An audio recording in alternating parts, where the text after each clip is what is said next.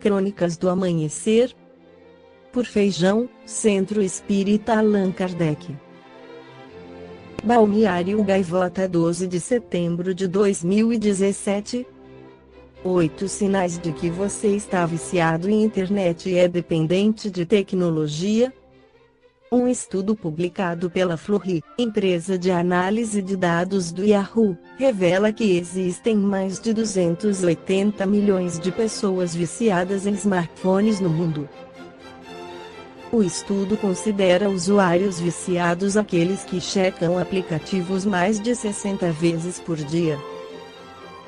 As categorias mais utilizadas por esse público são mensagens instantâneas e redes sociais. Outro estudo feito pelo Bank of America mostrou que 71% das pessoas dormem com seus celulares ao lado. O uso constante da tecnologia não é, por si só, um problema. O transtorno acontece quando a utilização excessiva começa a atrapalhar atividades do dia a dia e a vida social das pessoas. O afastamento de amigos e familiares e o isolamento progressivo são sintomas que devem ser observados. De acordo com a psicóloga Dora Sampaio Góes, do Programa de Dependências Tecnológicas do Hospital de Clínicas de São Paulo, há diferença entre usar bastante e ser dependente da internet. A especialista explica que há 8 critérios para identificar que há algo errado. É necessário apresentar um conjunto deles, pelo menos 5, para que seja caracterizada a dependência. 1.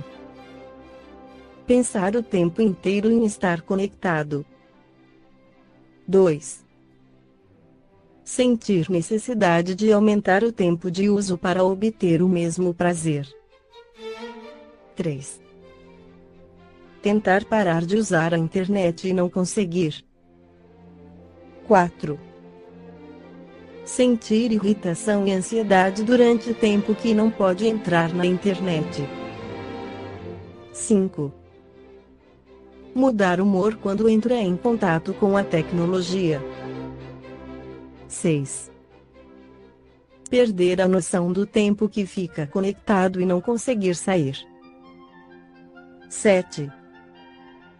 Ter o trabalho e as relações familiares e sociais em risco pelo uso excessivo. 8. Mentir para as pessoas sobre o tempo que fica conectado. Para a psicóloga, a internet funciona como um antidepressivo para os dependentes, é um Prozac virtual. A pessoa fica mais calma, sente mais alívio e um prazer muito grande quando está em contato com a tecnologia. Muitas pessoas podem ter essas sensações e não se enquadrarem no perfil de dependência. É preciso ficar atento quando há perda de controle, como abrir mão de atividades do dia a dia, colocar em risco o trabalho, os estudos e as relações interpessoais. Outra diferença entre usuários saudáveis e usuários dependentes é a habilidade de aproveitar momentos e pessoas da vida real. Pessoas sadias conseguem desfrutar de atividades que envolvem interação presencial com o outro, já os dependentes da tecnologia encontram dificuldades. Os usuários sentem mais prazer na tecnologia do que em outros setores de sua vida. A quantidade de likes tem um peso muito maior para o dependente do que para outras pessoas, assim como a experiência de prazer, explica Góes. O pesquisador afirma que a dependência de internet é muito parecida com o vício em álcool e cigarro e que a abstinência pode gerar agitação, irritabilidade e ansiedade, podendo até o usuário tornar-se agressivo. Como saber se você está perdendo o controle? Guedes explica que existem 5 dimensões que medem o nível de perda de controle: 1. Excitação e segurança. Utilizar a tecnologia como refúgio de falso prazer e segurança. 2. Tolerância. Se você não viaja para lugares em que não tem conexão com internet. 3 relevância: se você acorda e já olha o celular, leva para o banheiro, para o almoço, etc. 4 abstinência: o que sente quando não está conectado: instabilidade, ansiedade, mau humor, angústia, tristeza. 5 conflitos na vida real: perda de rendimento no trabalho ou nos estudos. Falar de si gera prazer. Numa conversa normal, você fala de você 30% do tempo. Numa rede social como Facebook, você fala de si 90% do tempo e tem um feedback instantâneo, porque alguém comenta, alguém curte, explica Guedes. Os especialistas ressaltam que não há problema em ter prazer com a internet, o que não pode é substituir o real pelo virtual. Quando o virtual passa a atrapalhar o real, pode gerar isolamento e desprezo pelas relações interpessoais. É neste momento que a pessoa precisa de um tratamento. Os vícios e as paixões decorrem da nossa indigência espiritual. Demonstram o estado de ignorância espiritual que ainda vivemos, com o qual nos comprazemos, às vezes. Modificar para melhor exige esforço e dedicação, dia após dia, aprendendo a agir com equilíbrio para que a felicidade não se transforme em um ideal inatingível. É o que esclarece o espírito Anemone no Evangelho segundo o Espiritismo capítulo 9, afirma que, segundo a ideia muito falsa de que não lhe é possível reformar a sua própria natureza, o homem se julga dispensado de fazer esforços para se corrigir dos defeitos em que se compraz voluntariamente, ou que exigiriam muita perseverança para serem extirpados. Sabemos, contudo, que o espírito pode libertar-se de todos os vícios e paixões que possua, caso realmente queira. Todas as virtudes e todos os vícios são inerentes ao espírito. A não ser assim, onde estariam o mérito e a responsabilidade?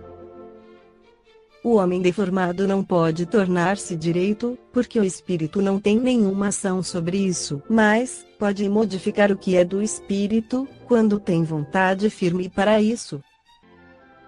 A experiência não vos mostra, espíritas, até onde é capaz de ir o poder da vontade, pelas transformações verdadeiramente miraculosas que se operam aos vossos olhos.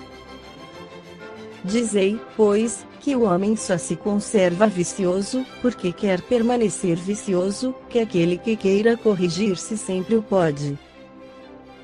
De outro modo, a lei do progresso não existiria para o homem. Neste sentido, enfatiza o Espírito Emmanuel no livro Estude Viva psicografado por Francisco Cândido Xavier que é necessário adquirir conhecimento sobre as normas que regem os usos e os abusos, permitindo, assim, que a criatura humana se situe plenamente dentro do processo de melhoria espiritual.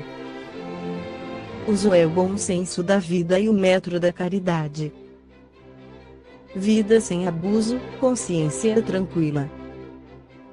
Uso é moderação em tudo. Abuso é desequilíbrio. Uso exprime alegria. Do abuso nasce a dor.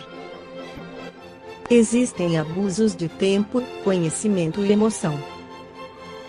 Por isso, muitas vezes, uso chama-se abstenção. Uso cria reminiscência confortadora. O abuso forja a lembrança infeliz. Saber fazer significa saber usar. Todos os objetos ou aparelhos, atitudes ou circunstâncias exigem uso adequado, sem o que surge o erro. Doença: abuso da saúde. Vício: abuso do hábito. Supérfluo: abuso do necessário. Egoísmo: abuso do direito. Todos os aspectos menos bons da existência constituem abusos. Uso é a lei que constrói. O abuso é a exorbitância que desgasta. Eis porque progredir é usar bem os empréstimos de Deus.